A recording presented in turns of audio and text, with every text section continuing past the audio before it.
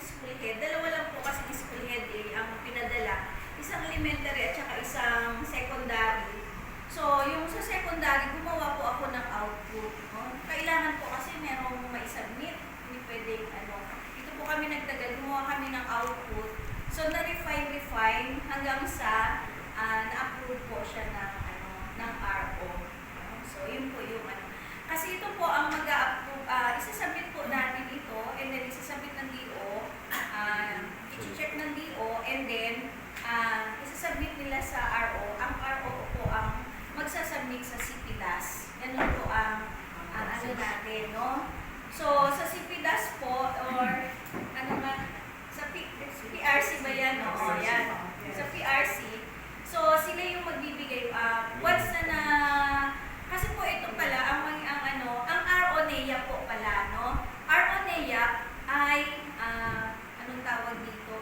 I-approve nila, no? Once na pumasa sa RO-NEA, saka pa lang po nila i-forward sa sa pang-CPDAS po, no? So, yun po yung magiging natin. So, pwede po ito, kasi ang target po talaga nito ay inset at saka lock. So, pwede natin pong no? So, ito po yung binigay na memorandum, no, ni Sir Cabral. Agad-agad po, pinalabas siya ng August 16. August 16 din kami nag-training. At talagang kasi gusto nga nila na sa field, dapat by November, 100% or pwede lang mga school dapat, no, makapag-accredit. Okay po. So, ito po yung parang pinaka-guide namin kung bakit tayo nakagawa. So, yung mahaba-haba. Dito siya na kanina. Yung needs ng teacher doon sa IPCR. No? Diba? Meron po siyang meron siyang summary doon. Okay. Doon po tayo kukuha.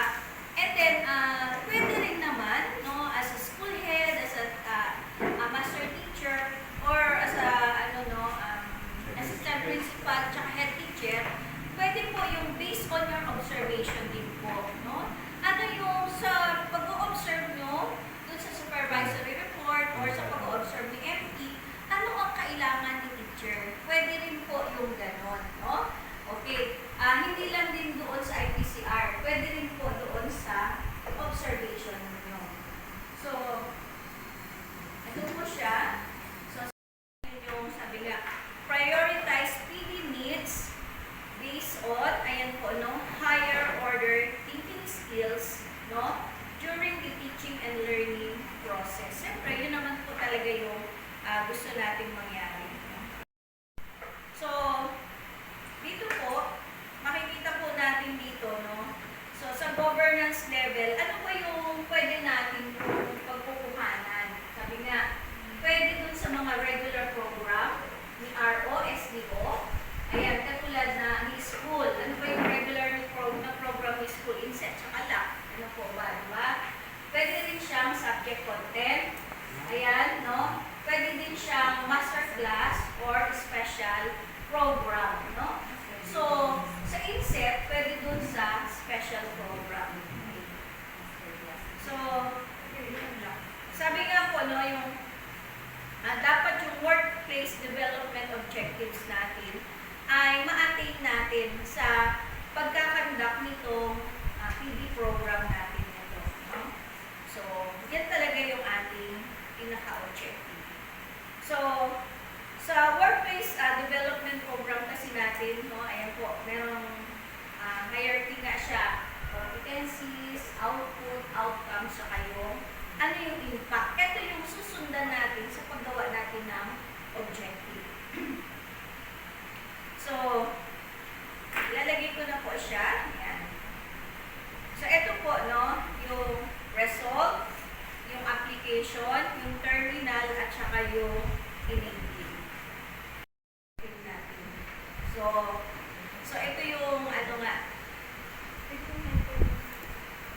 sample, and then, ito na tayo. Wala naman siyang bago. So, ito yung template. No? Ito yung template niya. Ano yung school, PPM, okay, address,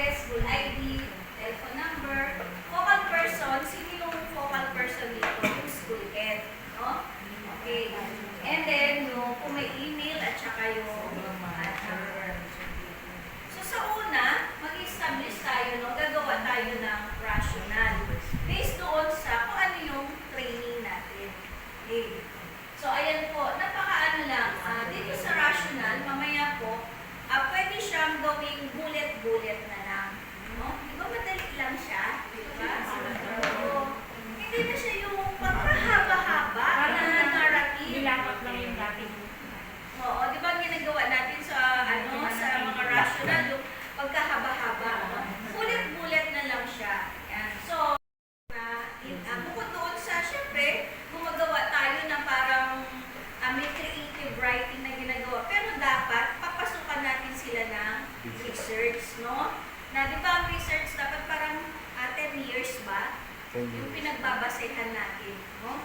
Hindi tayo pwedeng maglalagay ng rational na walang pinagbabasehan research, no? Ako, pagka naman master teacher, pagka 3 sa dulo. Pagka naman yung pinakamataas, ano nga, di ba? Proficient, highly proficient, at saka, ano nga yung pinakamataas? Di ba proficient teacher? Kasi master teacher ko ay highly. Meron pa isa?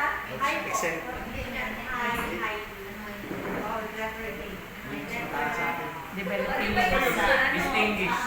Distinguished. Yan. Okay. So meron na po kasi magkakaroon na po tayo ng distinguished. Sa ngayon hanggang highly proficient pa lang tayo. Diba? So pagka highly proficient, diba 3-3. Okay. Okay. Sa dulo 3. Maglalagay tayo dyan ng professional standards based on PPSE. At least, diba? At least sabi nga, at least 1. Pero, ini-encourage din nila na at least 1. No, huwag na tayo masyado doon maglalagay ng pagkadami-daming PPSC domain, no? Hanggang maaari nga 1-2 lang. Minsan kasi, hindi nagawa natin ang domain, sama-sama na natin lahat. Oo. Pero alam nyo ba, pag pinasa nyo pala yung PPSC, no, katulad yung sa amin nga, positive discipline in everyday teaching, akala ko siya doon sa 2.2.2.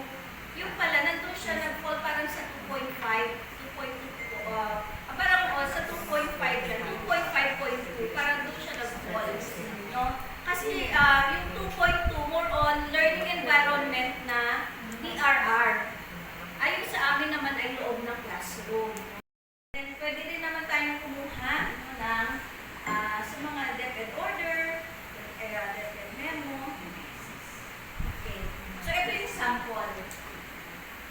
Of the 79 countries that participated in the PISA, the Philippines ranked last in reading and second last in mathematics. So, ito yung based on research. No? So, ito yung mga sample, ito yung sample ng rational. Next, sa workplace, ayan po, development objectives. Siyempre, alam natin SMART. No? So, yan po yung example, result objectives. As a result of the participants' improved competencies. So, yun yung sinample na, binigay na sample na objective. So, dapat sample lang ng mga ano natin. Ayan, ano po ba yung mga statement na yun? So, ayan. Affirm, appreciate, acquire. Medyo, ano siya, diba? Alam naman natin na parang broad siya. Diba? So, dapat po ay, ano lang, swak na swak yung, ano ang tawag natin doon? Talagang, ano siya, doable, yes. Based on Bloom's taxonomy, diba? So, ito po yung sample. By the end of the 3-day training, the participants will be able to map, formulate. So, yung enabling objective naman natin discuss, explain, examine, determine. No? Ayan.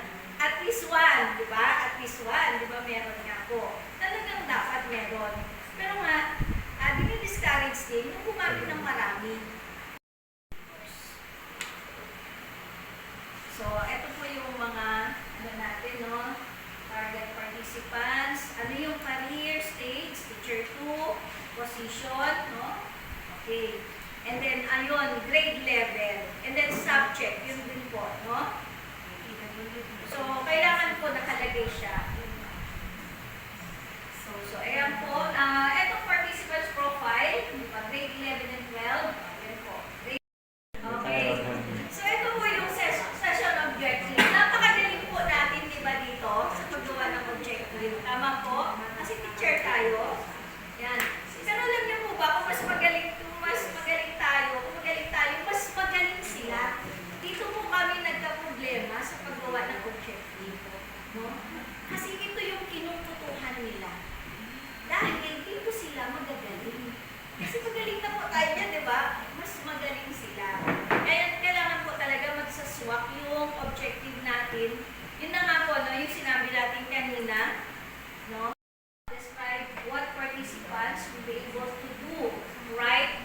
the session, no? So, after the session, and then yung pinaka, ano po nun, session objectives are attained as the program progress. After the inset, doon naman natin makikita yung result. Ito po.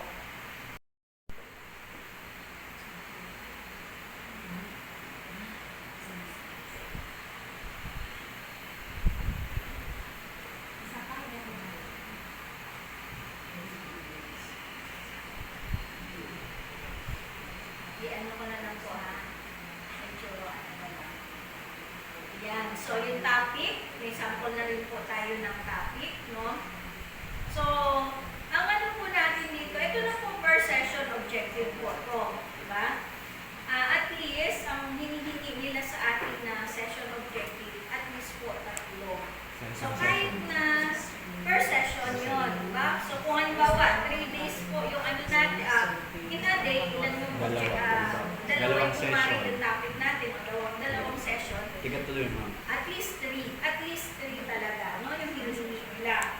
And then, dito sa objective natin na at least 3 per day, hanggang maaari nga, dahil nga 3 yung objective natin, hanggang maaari din, iwasan natin na mag-session ng 1 hour lang.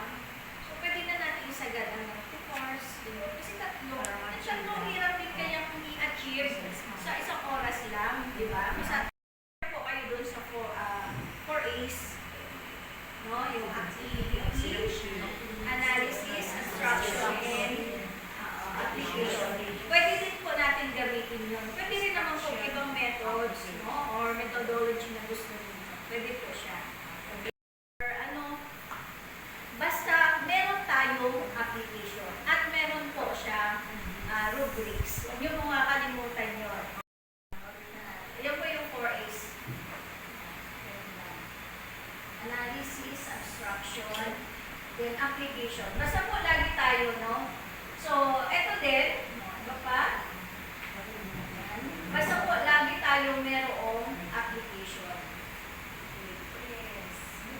And then, ayan po, no? Use varied and sufficient and po sa application, formative or summary. Basta po lagi tayo may application.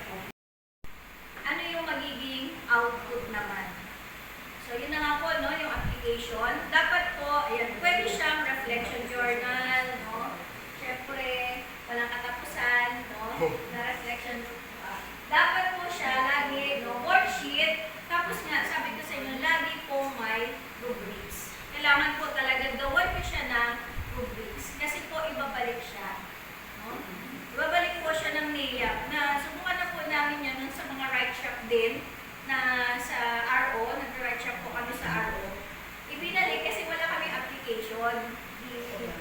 Tapos, dapat may kasama din siya rubrics. Objective natin. Dapat po, isagad na natin na ang session natin, pinaka-konti is 2 hours. Per session din, ma'am. Per session. Minimum. Kasi nga, nire-require nila talaga 3 objective. Oo. No, di ba po nasabi tayo dito sa classroom?